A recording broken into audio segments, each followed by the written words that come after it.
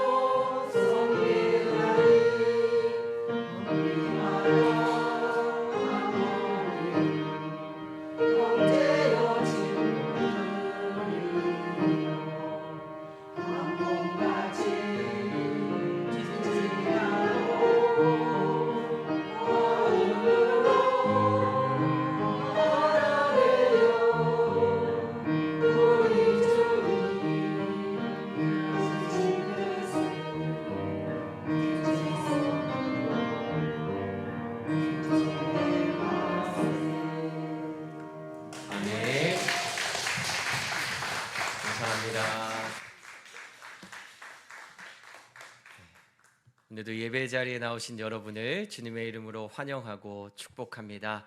우리 옆에 계신 분들께 이렇게 인사 나눴으면 좋겠습니다. 반갑습니다. 환영합니다. 축복합니다. 네, 잘 오셨습니다.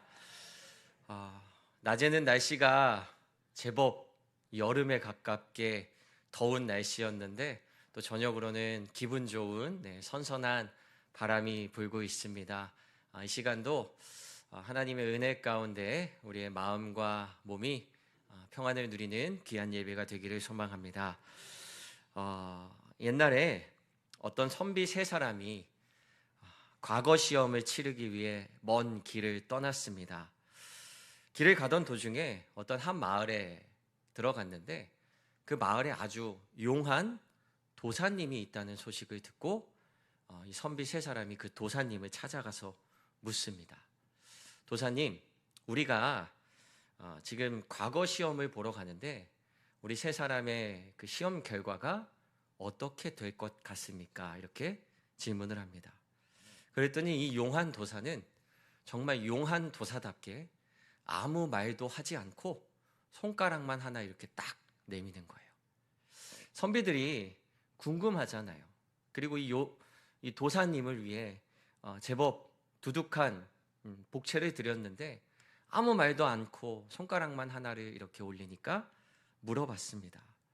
도사님, 그게 무슨 뜻입니까? 그랬더니 도사님이 이렇게 한마디를 하시는 겁니다. 제가 할 말은 이거 하나입니다. 가십시오. 그리고 그때 가면 이 말이 무슨 뜻인지 알게 될 것입니다. 하고 새 선비를 과거 시험을 보는 한양으로 올려 보냈습니다.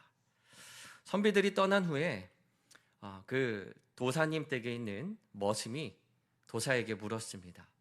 도사님, 아까 손가락만 하나를 내밀고 아무 말도 하지 않고 사람들에게 빨리 시험 보러 올라가라고 말씀하셨는데 그 말씀이 혹시 세 사람 중에 한 명만 시험에 합격한다는 말씀이십니까? 라고 물었어요. 그랬더니 도사님이 그렇다라고 대답을 하는 겁니다. 이 하인이 머슴이 궁금해서 다시 도사님에게 이렇게 묻습니다. 그런데 도사님, 만약에 저 사람들 중에 두 사람이 시험에 합격하면 어떻게 되는 겁니까? 그랬더니 도사님이 그러면 한 사람이 떨어진다는 뜻이니라 라고 이야기를 합니다. 이 머슴이 의아해서 다시 한번 묻습니다. 도사님, 그러면 셋 다 합격하면 어떡하지요? 그랬더니 도사님이 셋이 하나같이 합격한다는 뜻이니라. 사람들은요, 우리의 미래에 대해서 알고 싶어 합니다. 그래서 혹시라도 내 미래를 안다는 사람, 용하다는 사람에게 찾아가서 온갖 정성을 다하고 돈을 들여 나의 미래가 어떻게 되는지 묻습니다. 어떤 사람은요, 하는 일마다 굉장히 순조롭게 잘 풀리는 것 같은데 또 어떤 사람은 일이 지지리도 풀리지 않아서 참 힘겨운 하루하루를 살아갑니다. 그런 모습을 보면 사람들은 팔자라고 하면서 정해진 운명이 있다. 사람마다 타고난 팔자가 있다라는 말을 하기도 합니다. 그런데 여러분, 과연 하나님께서 우리들의 운명을 그렇게 정해 놓으시고 우리들의 팔자를 다 정해 놓으셨을까요? 성경은 하나님을 결코 그런 분으로 소개하고 있지 않습니다. 하나님은 사람을 창조하시고 어떤 사람은 아무리 노력해도 그 힘겨운 삶을 벗어나지 못하게 하시고 또 어떤 사람은 놀고 먹어도 평생 떵떵거리도록 살게 만드셨다면 우리는 그런 하나님을 보면서 결코 공평하신 하나님이라고 말하기 어려울 겁니다. 그런데 여러분, 주위를 둘러보십시오. 사람들마다 시작하는 시작점이 모두가 똑같지 않습니다. 우리가 한동안 그런 비유를 많이 들었죠. 누구는 금수저를 입에 물고 태어났다. 누구는 은수저를 물고 태어났다. 누구는 흙수저를 물고 태어났다. 정말 사람들마다 그 시작하는 지점이 다른 것 같고 공평하지 못한 운동장에서 경기를 시작하는 것 같습니다. 그런데 여러분, 이 성경을 통해 하나님이 우리에게 전하시고자 하는 메시지는 분명합니다. 그 시작점은 모두가 다를 수 있지만 그 하나님의 최후의 시간, 그 모든 구원을 결정하는 그 최후의 길에 다다르는 그 무언가를 하나님께서 우리에게 허락해 주셨고 누구든 하나님과 동행할 때 그 길을 갈 수 있다라고 우리에게 약속해 주셨다라는 사실입니다. 따라서 우리는 예수 그리스도의 사랑과 하나님을 향한 믿음을 가지고 한 걸음 한 걸음 나아가는 성도들이 되기를 소망합니다. 때로는 내 팔자가 이게 뭔가? 라는 말이 나도 모르게 나올 수 있지만 팔자를 논하기보다 나의 미래를 인도하시는 하나님을 의지하는 믿음의 성도들이 되시기를 소망합니다. 이 출애굽기 말씀이 중요한 이유는요, 하나님께서 우리에게 열어주신 그 구원을 결정하는 방법이 무엇인가를 명확하게 이 출애굽기 말씀을 통해 우리에게 메시지를 전해주고 계시기 때문입니다. 출애굽기 말씀을 읽으면서요, 우리가 기본적으로 항상 염두에 두고 있어야 되는 것이 있습니다. 출애굽기의 시작점. 출애굽기의 시작은 430년 동안 이집트의 노예였던 이스라엘 백성들의 이야기를 가지고 시작합니다. 우리나라는요, 36년간 일제강점기를 겪었습니다. 그리고 그 일제의 잔재가 그 좋지 못했던 안 좋은 흔적들이 아직도 우리 사회 속에 남아있어 지워가고 있는 시간을 보내고 있습니다. 그런데 430년을 노예로 살고 있었던 이스라엘 백성들의 그 노예된 흔적을 지운다는 것은 얼마나 어려운 일이었겠습니까? 하지만 하나님께서는요, 가장 낮은 사람들, 가장 천한 사람들, 가장 소망이 없을 것 같았던 그 이스라엘 백성들을 선택하셨고요. 그 430년 동안이나 노예 생활을 하며 자존심마저도 다 사라져버린 그 이스라엘 백성들을 하나님의 제사장 민족으로 가장 귀한 직분으로 세우겠다 약속하셨어요. 그렇기 때문에 오늘 우리의 삶에 내 삶이 얼마나 낮고 천하고 비참한 상황 속에 있는가가 중요한 것이 아니라 그런 우리의 삶 속에 임하셔서 우리를 제사장으로 인도하시는 가장 귀한 하나님의 일을 감당하게 하시는 그 하나님의 놀라운 은혜의 길에 동참하는 성도 여러분들이 되시기를 소망합니다. 그리고 이 출애굽기 말씀을 통해서 그 방법이 무엇인가를 우리가 다시 한번 명확하게 짚고 넘어가며 그 길을 한 걸음 한 걸음 나아가는 믿음의 삶을 살아나가기를 소망합니다.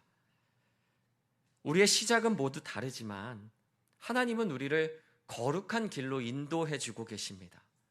세상에서는요, 팔자가 사납다, 내 팔자야, 이런 말을 하지만 우리는 하나님이 주시는 은혜 가운데 내 모든 삶을 주님께서 뒤바꿔 주셨어요. 하나님은 이 출애굽기 말씀을 통해서요, 두 가지를 이스라엘 백성들에게 주십니다. 그게 뭐냐 하면 십계명과 성막이에요. 십계명은 하나님의 말씀입니다. 430년 동안 노예였던 이스라엘 백성들이 하나님의 말씀 안에 거하면 그들이 제사장 민족으로 가장 귀하게 쓰임받을 수 있다는 거예요. 그리고 성막을 하나님이 주셨는데요, 그 성막 안에 담겨있는 하나님의 뜻을 우리가 잘 이해하고 그 뜻에 동참하기만 하면 노예였던 사람도 귀한 제사장 직분을 감당할 수 있듯이 오늘날 우리들의 삶에도 놀라운 변화를 주님이 약속해 주셨다는 사실입니다. 우리가 흔히 제사장이라고 하면 목사님이 연상되지만 성경은요, 제사장을 특별한 직책으로 오늘날의 우리에게 이야기하고 있지 않습니다. 베드로전서 2장 9절 말씀 우리 함께 같이 읽어보실까요? 같이 읽습니다. 그러나 너희는 택하신 족속이요 왕같은 제사장들이요 거룩한 나라요 그의 소유가 된 백성이니 이는 너희를 어두운 데서 불러내어 그의 기이한 빛에 들어가게 하신 이의 아름다운 덕을 선포하게 하려 하심이라. 성경은요, 우리 모두가 왕같은 제사장들이라 말하고 있습니다. 우리는요, 하나님의 귀한 제사장으로 선택받은 사람들이에요. 따라서 오늘 우리가 함께 읽은 이 출애굽기 28장에 나오는 제사장의 옷에 대해서 함께 살펴보면서 우리를 향한 하나님의 뜻이 무엇인가, 제사장을 하나님께서 왜 세우셨고 그들에게 어떤 역할을 부여하셨는지를 함께 살펴보며 우리는 어떠한 믿음의 길을 가야 하는지 함께 생각해보는 시간을 가지려 합니다.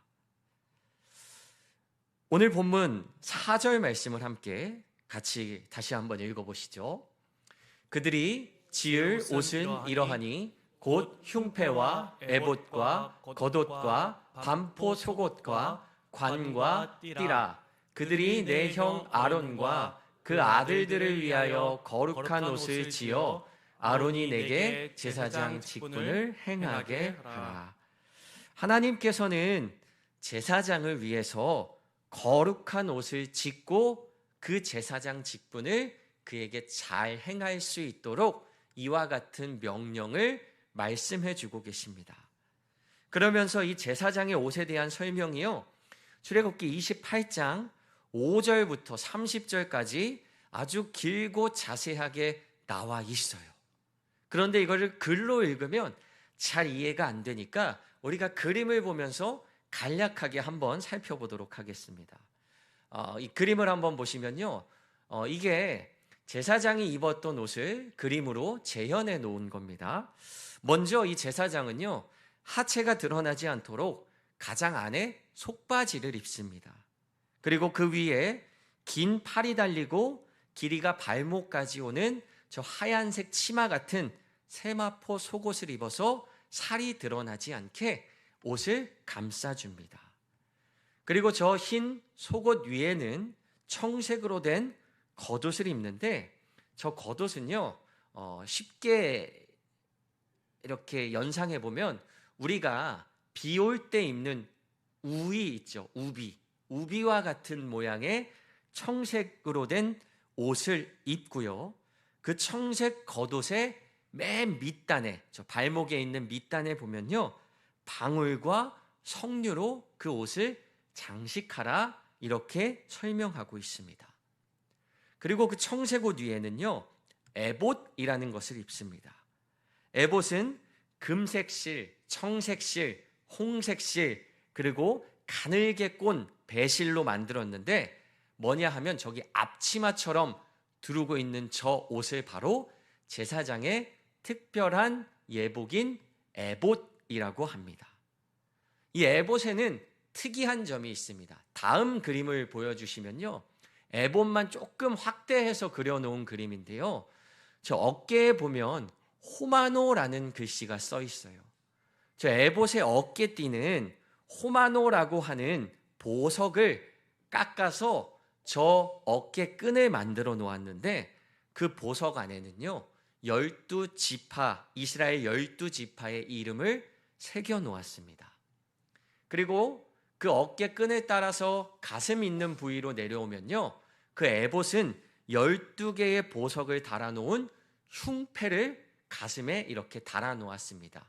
그림에 보이시는 것처럼 빨간색, 노란색, 파란색, 보라색 여러 가지 12개의 보석을 달아서 이 앞에 이 흉패를 장식해 놓았는데요, 이 12개의 보석은 우리가 흔히 연상하시는 것처럼 이스라엘의 12지파를 상징하는 12개의 보석을 달아 놓았습니다.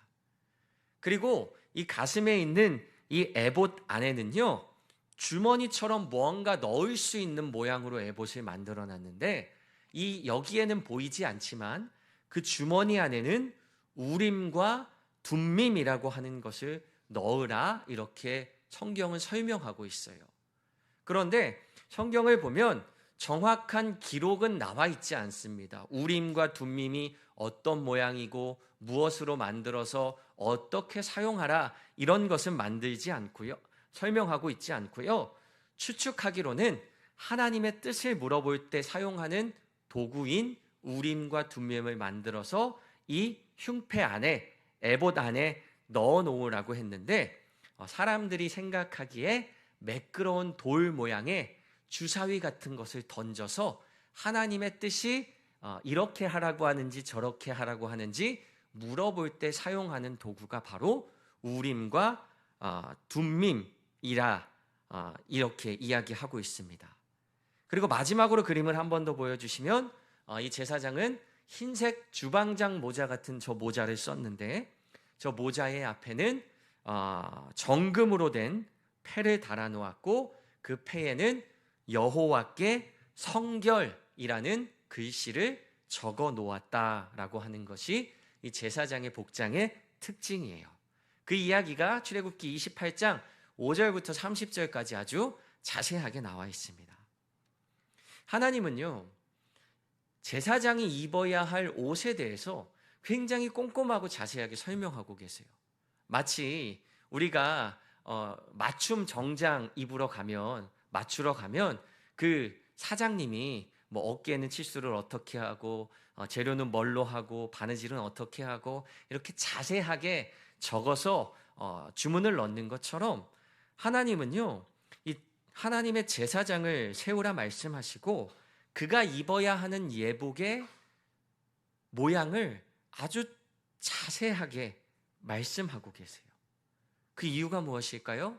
하나님께서 그 이스라엘 백성들을 아주 구체적으로 사랑하시고 인도하시고 그들에게 원하시고자 하는 그 하나님의 뜻을 명확하게 전달하기 위해서 하나님은 이 제사장의 예복에 대해서도 굉장히 자세하게 모세에게 일러주고 계십니다.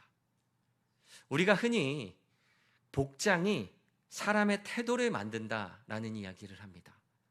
사람이 어떤 옷을 입고 있느냐에 따라서요, 그 태도가 달라집니다.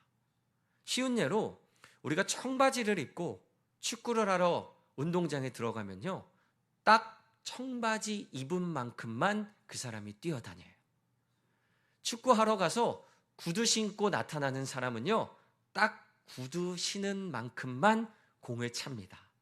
그런데 축구 실력이 대단하지 않아도 그 사람을 데려다가 유니폼을 훤칠하게 맞춰 입히고 축구화를 신겨주고 이 팔에는 우리 어제 손흥민 선수처럼 주장 완장까지 딱 채워주잖아요.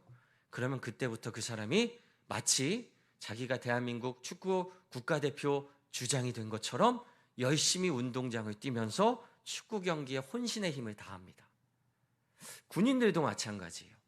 군인들도 보면요, 처음에 군대에 가면 이 사복, 우리가 평상시에 입고 있던 사복을 입고 모여 있습니다.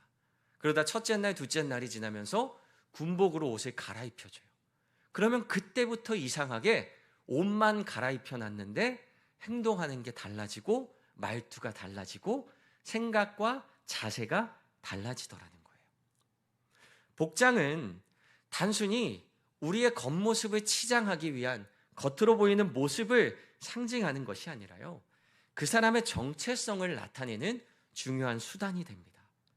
그래서 하나님은 오늘 본문 3절 말씀에 제사장을 위한 특별한 복장을 지시하고 계세요. 3절 말씀 우리 다시 한번 같이 한 목소리로 읽겠습니다. 너는 무릇 마음에 지혜 있는 모든 자 곧 내가 지혜로운 영으로 채운 자들에게 말하여 아론의 옷을 지어 그를 거룩하게 하여 내게 제사장 직분을 행하게 하라. 하나님이 제사장의 옷을 지어서 그를 거룩하게 구별된 자리에 세우고 계세요. 그리고 하나님은 그 거룩하게 구별된 옷을 입은 만큼 그에 맞는 특별한 책임을 제사장에게 주고 계십니다. 그 대표적인 게 뭐냐 하면 그 제사장의 옷에 달린 방울이에요. 방울. 아까 그 제사장이 그 전신 그림을 다시 한번 보여주시면요, 그 제사장의 청색 겉옷의 가장 밑에 부분에는 성류와 방울을 달아 놓았다라고 기록하고 있습니다. 제사장의 방울에는 특별한 의미가 있습니다. 제사장은 하나님의 법궤가 놓여져 있는, 혹시 그림 중에 우리 그 성막 그림 남아 있을까요? 그 성막 그림을 다시 한번 보여주시면 저 성막 안에는 성소와 지성소가 있습니다. 그리고 저 지성소 안에는요, 하나님의 법궤인 언약궤가 자리 잡고 있고요, 저 지성소 안에는 특별한 제사장들 중에서도 대제사장 한 사람만 들어갈 수 있는 거룩하게 구별된 특별한 공간입니다. 그러니까 저기는 대제사장만 저 지성소 안에 들어가서 하나님을 만나는 특별한 그 권위가 주어진다라는 거예요. 그러다 보니까 이 대제사장이 저 지성소 안에 들어가서 하나님을 만나다가 갑작스러운 특별한 일이 생기면, 응급 상황이 생겨도 아무도 그 안에 들어가서 대제사장을 도와줄 수가 없는 거예요. 그래서 옷에다가 방울을 달아 놓았습니다. 그 방울을 달아 놓은 이유가 뭡니까? 제사장이 움직이면 딸랑딸랑하고 방울 소리가 날 거 아니에요. 그런데 밖에서 듣고 있는데 이 딸랑딸랑 소리가 안 들려요. 뭔가 시간이 한참 지났는데도 아무런 소리가 들리지 않으면, 이 안에 무슨 일이 일어났구나, 이 사람이 죽었구나 해서 대제사장은 지성소에 들어갈 때 발목에 끈을 묶고 들어갔다고 해요. 그래서 혹시라도 그 대제사장에게 급박한 일이 생기면, 밖에서 방울 소리가 들리지 않으면 그 끈을 잡아당겨서 사고가 난 대제사장을 끌어낼 수 있도록, 그렇게 특별하게 구별된 거룩한 지성소라고 하는 공간에 특별하게 구별된 거룩한 대제사장이라는 사람이 들어가서 특별하게 구별된 거룩한 하나님이 지으신 예복을 입고 하나님을 만날 수 있도록 했다는 겁니다. 여러분 한번 생각해 보세요.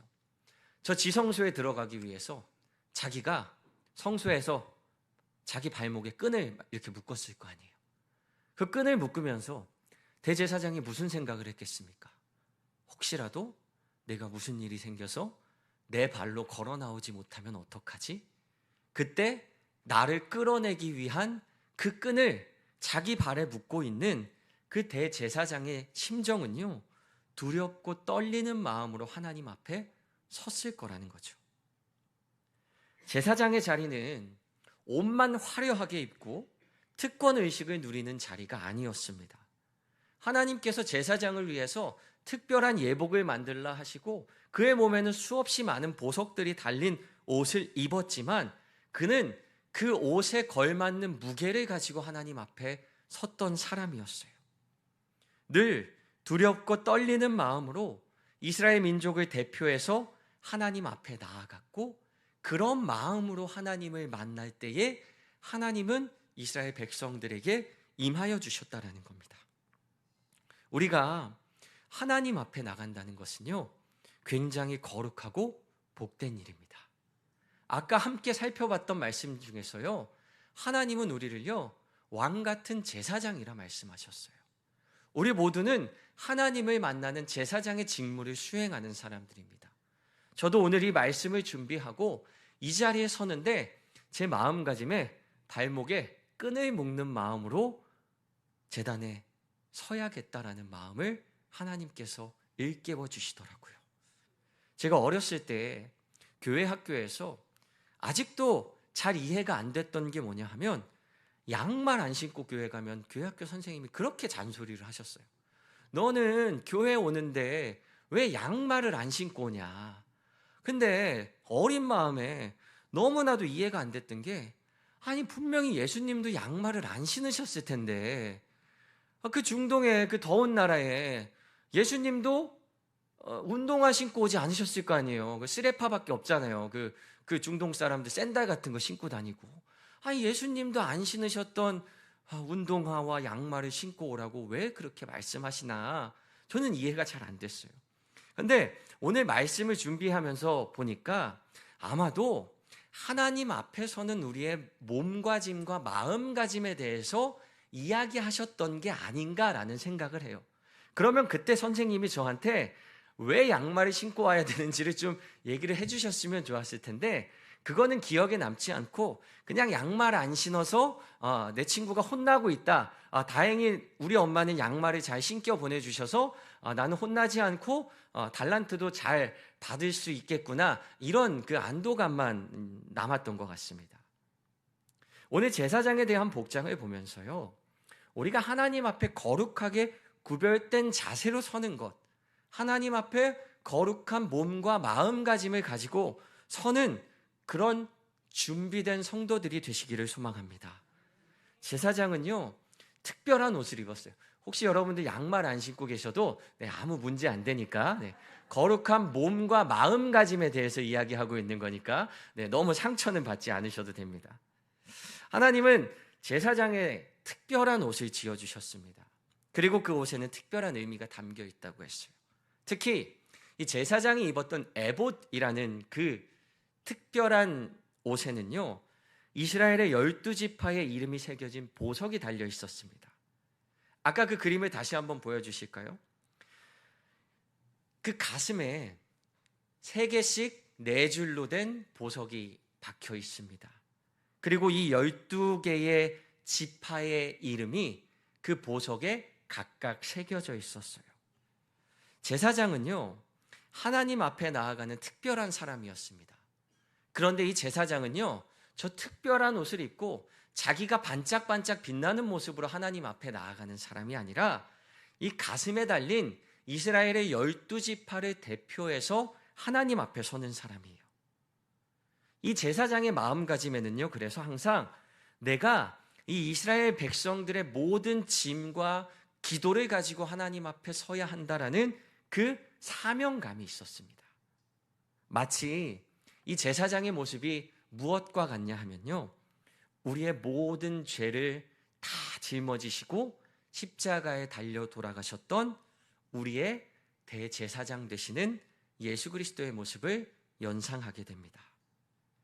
예수님은요, 예수님의 마음속에 온 모든 그 민족과 사람들을 위해 기도하는 마음을 품고 하나님 앞에 나아가셨습니다. 누가복음 23장 34절의 말씀에 예수님이 이렇게 기도하시는 장면이 있습니다. 같이 읽겠습니다. 이에 예수께서 이르시되 아버지 저들을 사하여 주옵소서 자기들이 하는 것을 알지 못함이니이다 하시더라. 그들이 그의 옷을 나눠 제비를 뽑았다. 예수님은 자기를 십자가에 못 박으라고 하는 그들을 마음에 품고 그들을 위해 저들이 하는 것을 알지 못합니다. 아버지 저들을 죄를 용서하여 주십시오라고 기도하며 그 모든 것을 자기의 가슴에 품고 기도하며 나아가셨어요.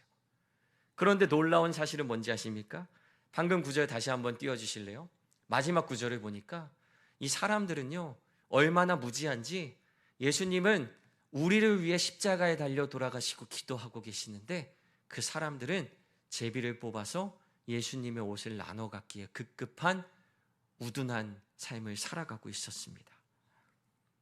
제사장의 자리는요 그 우둔한 그 무지한 그 사람들을 대신해서 마음에 품고 하나님 앞에 서는 자리입니다.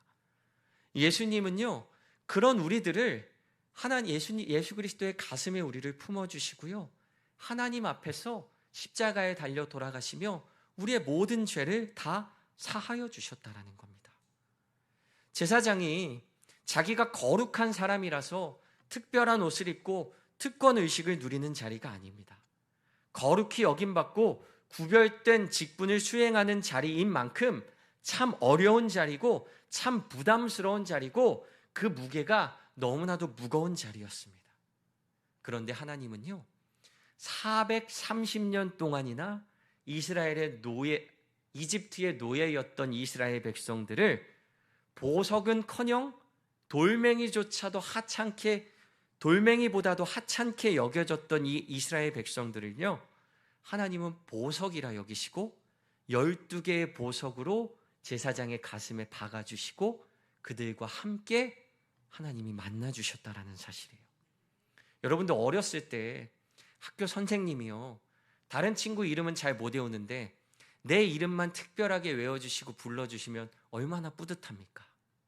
동네 아저씨가 지나가면서 누구야 잘 있었어 이렇게 다정하게 내 이름만 한번 불러줘도 그 친구들 사이에서 괜히 어깨가 한번 이렇게 으쓱해지잖아요. 그런데 여러분 하나님은요 우리를 보석처럼 여겨주시고요 그 보석의 이름을 하나하나 새겨서 우리를 기억해 주시는 분이시더라는 겁니다. 대제사장이신 예수님께서 우리를 가슴에 품고 주님께로 인도해 주십니다. 주님의 그 놀라운 사랑을 기억하면서 하나님 앞에 마주 설 수 있는 믿음의 삶이 되시기를 축복합니다. 그리고 마지막으로 나아가 우리를 왕 같은 제사장으로 불러주신 그 주님의 사명을 우리가 기억했으면 좋겠어요. 우리는 모두 다 제사장이거든요. 우리가 제사장으로 활동하는 분야는 다 다릅니다. 목사는 교회에서 제사장 역할을 감당하는 사람입니다. 부모는요, 가정에서 제사장의 역할을 담당하는 사람입니다. 선생님은요, 그 학급에서 제사장의 역할을 담당하는 사람이고요. 사장님은요, 회사에서 제사장의 역할을 감당하는 사람입니다. 하나님은요, 우리 한 사람 한 사람을 하나님의 귀한 사명을 감당하는 제사장의 직분을 맡겨주셨습니다. 우리를 그렇게 거룩하게 구별해 주셨고요. 그 직분을 감당할 수 있도록 우리를 불러주셨습니다. 오늘 제사장의 옷에 뭐가 달려 있었고 무슨 실로 했고 모양이 어떻고 이런 건 다 잊어버리셔도 상관이 없습니다. 그런데 이 한 가지는 꼭 기억하셨으면 좋겠어요. 제사장의 가슴에 12개의 보석이 박혀 있었다는 것. 근데 그 보석은 멋있으라고 화려하라고 위험 있어 보이라고 달아놓은 것이 아니라 이스라엘의 12지파를 상징한다는 것. 사람들이 보기에 이스라엘 백성들은 돌멩이보다도 하찮은 오합지졸이었지만 하나님이 보시기에 그들은 가장 귀중한 보석이었습니다. 그리고 하나님은 우리를 하나님의 가장 귀한 보석으로 불러주셨습니다. 제사장은요, 그 귀한 보석을 가슴에 품고 하나님을 만나러 가는 사람들이에요. 우리의 가족들, 사랑하는 우리의 식구들, 사랑하는 우리 교우들, 그 보석과도 같은 귀한 존재들을 우리의 마음속에 품고 하나님께로 나아가는 아름다운 제사장과 같은 삶을 살아가는 여러분들이 되시기를 축복합니다. 기도하겠습니다.